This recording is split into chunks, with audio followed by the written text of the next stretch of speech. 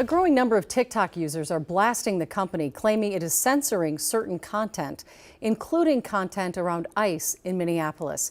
Morgan Wolf is digging into the accusations and what rights users have on the platform.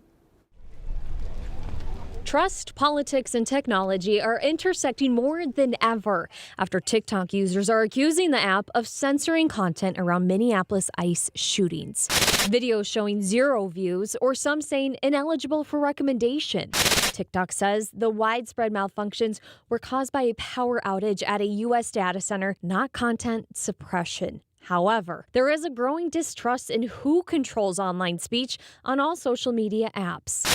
It's their platform, and they get to set the rules and call the shots. Media ethics and law professor Jane Kirtley says that the people of Minnesota, if a social media company decided to censor content, it is their First Amendment right to do so, something established in an early internet law passed in 1996. I think very few people understand that. They think of TikTok and other social media as being what we call public forums, places where anybody is free to speak and is only subject to restriction if they're engaging in speech that is not protected by the First Amendment, such as incitement to violence, for example, or obscenity. The only First Amendment question really would be, is the government coercing TikTok or other platforms to cooperate or to conduct this kind of surveillance? Department of Homeland Security confirming. But in the meantime, Kirtley encourages people to read the terms of service print when you're agreeing to what you create on social media profiles. We have really 2 choices.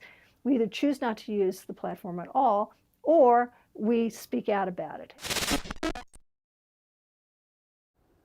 There are lawmakers that are interested on both sides of the aisle in modifying the Communications Decency Act, since the world looks very different than it did in 1996. Julie? All right, thank you, Morgan.